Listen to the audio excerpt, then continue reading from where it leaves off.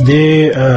نظم عنوان د قرآن مجید د سوره شعراء یو آیت دی. الله پاک وایي د شاعرانو په باره کې وانهم یقولون ما لا یفعلون، او بېشکه دوی یعنی د شاعران هغه څه وایي چې کوي یې نه. نو دغه تصور چې دی ما نظم کړی دی.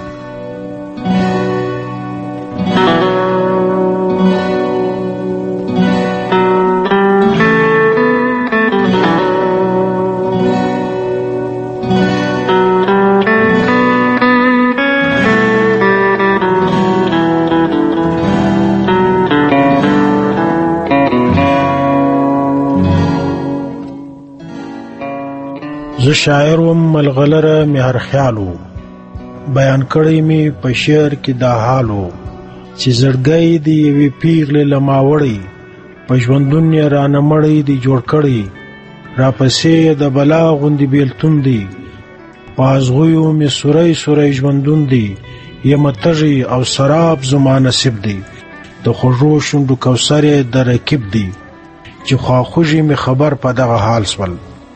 چې خواخوږي می خبر په دغه حال سول، زما مخکې تر اغوند ټول په دې خیال سول، چې می وکړي یو څه مرسته په دې لار کې، اساني راله پیدا کړې په دا کار کې، خو پوښتنه چې یې وکړه نو حیران سول، خو پوښتنه چې یې وکړل نو حیران سول، له جواب می په دې سخت پریشان سول،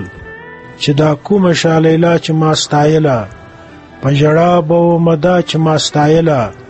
په دوو سترګو هغه ما لیدلې نه وه، په خپل ژوند کې مې رښتیا لیدلې نه وه، وم خبرې نه له ځایه نه له نومه، هېڅ اته پته یې نه وه رامعلومه.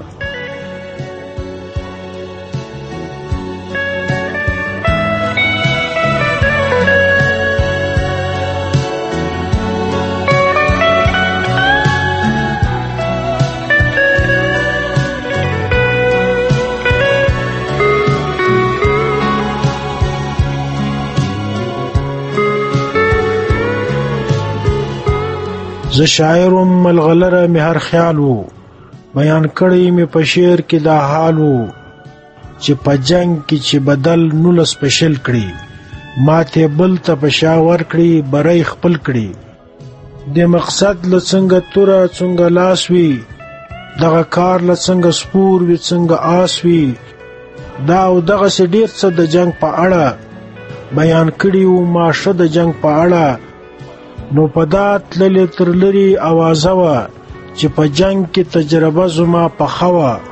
مخامخ بیا یو ولس سو چېرته جنگ ته، مخامخ بیا یو ولس سو چېرته جنگ ته،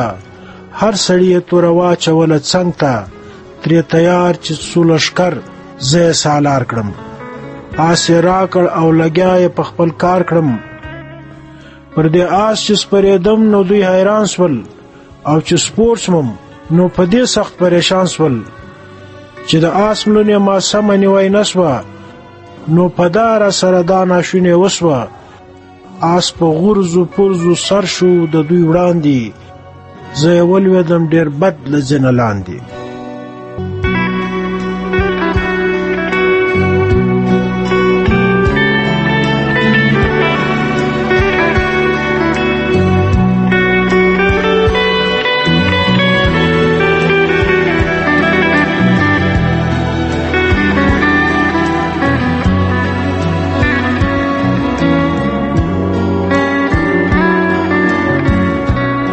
زه شاعر وم ملغلره می هر خیال و، بیان کړی می په شعر کې دا حال و، چې یم تللی د سلوک پر هره لاره، ځلولی می د زړه لکه هنداره، تجلی پکې د خدای راته ښکاریږي،